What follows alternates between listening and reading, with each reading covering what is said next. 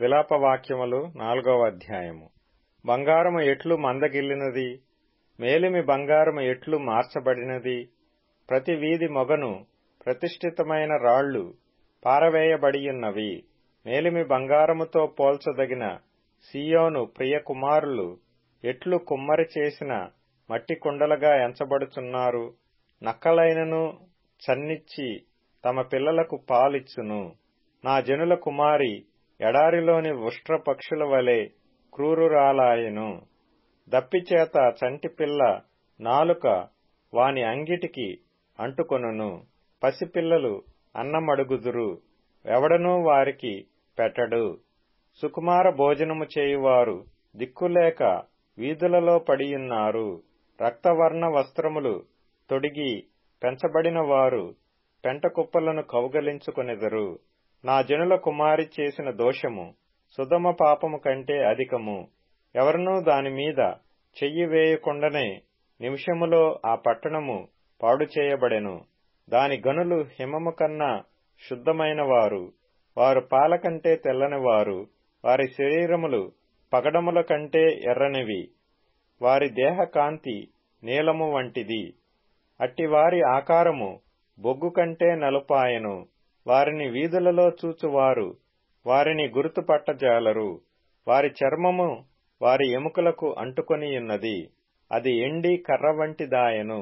క్షేమహతులు భూఫలములు లేక పొడువబడి క్షీణించిపోయెదరు. ఖడ్గహతులు క్షేమహతుల కన్నా భాగ్యవంతులు. వాత్సల్యము గల స్త్రీల చేతులు తాము కనిన పిల్లలను వండుకొనెను. నా జనుల కుమారికి వచ్చిన నాశనములో వారి బిడ్డలు వారికి ఆహారమైరి. యెహోవా తన ఉగ్రతను నెరవేర్చి తన కోపాగ్నిని కుమ్మరించెను. సియోనులో ఆయన అగ్ని రాజబెట్టెను, అది దాని పునాదులను కాల్చివేసెను. బాధించువాడుగాని విరోధిగాని యెరూషలేము గౌనులలోనికి వచ్చునని భూరాజులకైనను లోక నివాసులందరిలో మరి ఎవరికైనను తోచియుండలేదు. దానిలో నీతిమంతుల రక్తమును ఓడ్చిన దాని ప్రవక్తల పాపములను బట్టియు దాని యాజకుల దోషమును బట్టియు జనులు వీధులలో అందుల వలె తిరుగులాడెదరు. వారు రక్తము అంటిన అపవిత్రులు, ఎవరునూ వారి వస్త్రములను ముట్టకూడదు. పొమ్ము అపవిత్రుడా, పొమ్ము పొమ్ము, ముట్టవద్దని జనులు వారితోననిరి. వారు పారిపోయి తిరుగులాడుచుండగా అన్యజనులైన వారు ఇకనూ వారిక్కడ కాపురముండకూడదని చెప్పుకొనిరి. యెహోవా సన్నిధిని వారిని చెదరగొట్టెను. ఆయన ఇక మీదట వారిని లక్ష్యపెట్టడు. యాజకుల ఎడల జనులు గౌరవము చూపకపోయిరి, పెద్దల మీద దయ చూపకపోయిరి. వ్యర్థ సహాయము కొరకు మేము కనిపెట్టుచుండగా మా కన్నులు క్షీణించుచున్నవి. మేము కనిపెట్టుచు రక్షింపలేని జనము కొరకు ఎదురుచూచుచుంటిమి. రాజవీధులలో మేము నడువకుండునట్టు విరోధులు మా జాడలను బట్టి వెంటాడుదురు. మా అంత్యదశ సమీపమాయెను, మా దినములు తీరిపోయినవి, మా అంత్యదశ వచ్చేయున్నది. మమ్మును తరుమువారు ఆకాశమున ఎగురు పక్షిరాజుల కన్నా వడిగలవారు. పర్వతముల మీద వారు మమ్మును తరుముదురు, అరణ్యమందు మా కొరకు పొంచియుందురు. మాకు నాసికారంధ్రముల ఊపిరి వంటివాడు, యెహోవా చేత అభిషేకము నొందినవాడు. వారు త్రవ్విన గుంటలలో పట్టబడెను. అతని నీడ క్రిందను అన్యజనుల మధ్యను బ్రతికెదమని మేమనుకొన్నవాడు పట్టబడెను. ఊజు దేశములో నివసించు ఎదోము కుమారి, సంతోషించుము, ఉత్సహించుము. ఈ గిన్నెలోనిది త్రాగుట నీ పాలవును. నీవు దానిలోనిది త్రాగి మత్తిల్లి నిన్ను దిగంబరినిగా చేసుకొందువు. సియోను కుమారి, నీ దోషశిక్ష సమాప్తమాయెను. ఇక మీదట ఆయన మరెన్నడును నిన్ను చెరలోనికి కొనిపోడు. ఎదోము కుమారి, నీ దోషమునకు ఆయన శిక్ష విధించును, నీ పాపములను ఆయన వెల్లడిపరచును. విలాపవాక్యములు 5వ అధ్యాయము. యెహోవా, మాకు కలిగిన శ్రమ జ్ఞాపకము చేసుకొనుము. దృష్టించి మా మీదికి వచ్చిన నింద ఎట్టిదో చూడుము. మా స్వాస్థ్యము పరదేశుల వశమాయెను, మా ఇండ్లు అన్యుల స్వాధీనమాయెను. మేము దిక్కులేని వారము, తండ్రి లేని వారము, మా తల్లులు విధవరాండ్రయిరి. ద్రవ్యమిచ్చి నీళ్లు త్రాగితిమి, క్రయమునకు కట్టెలు తెచ్చుకొంటిమి. మమ్మును తరుమువారు మా మెడల మీదికి ఎక్కియున్నారు. మేము అలసట చెందియున్నాము, విశ్రాంతి అనున్నది మాకు లేదు. పొట్టకూటికై ఐగుప్తీయులకును అష్షూరీయులకును లోబడియున్నాము. మా తండ్రులు పాపము చేసి గతించిపోయిరి, మేము వారి దోషశిక్షను అనుభవించుచున్నాము. దాసులు మాకు ప్రభువులైరి, వారి వశము నుండి మమ్మను విడిపింపగలవాడెవడనూ లేడు. ఎడారి జనుల ఖడ్గ భయము వలన ప్రాణమునకు తెగించి మా ధాన్యము తెచ్చుకొనుచున్నాము. మహాక్షామము వలన మా చర్మము పొయ్యివలె నలుపెక్కెను.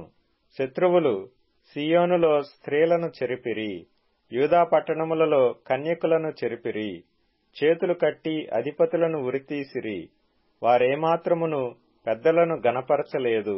యవ్వనులు తిరుగటి రాయి మోసిరి, బాలురు కట్టెల మోపు మోయజాలక తడబడిరి. పెద్దలు గుమ్మముల యొద్ద కూడుట మానిరి, యవ్వనులు సంగీతము మానిరి. సంతోషము మా హృదయమును విడిచిపోయెను, నాట్యము దుఃఖముగా మార్చబడియున్నది. మా తలల మీద నుండి కిరీటము పడిపోయెను. మేము పాపము చేసియున్నాము, మాకు శ్రమ, దీనివలన మాకు ధైర్యము చెడియున్నది. సియోను పర్వతము పాడైనది, నక్కలు దానిమీద తిరుగులాడుచున్నవి. మా కన్నులు దీని చూచి మందగిలెను. యెహోవా, నీవు నిత్యము ఆసీనుడివై యుందువు, నీ సింహాసనము తరతరములుండును. నీవు మమ్మునెల్లప్పుడును మర్చిపోవుట ఏలా? మమ్మునింతకాలము విడిచిపెట్టుట ఏలా?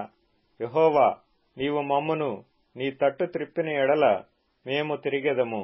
మా పూర్వస్థితి మరలా మాకు కలుగజేయము.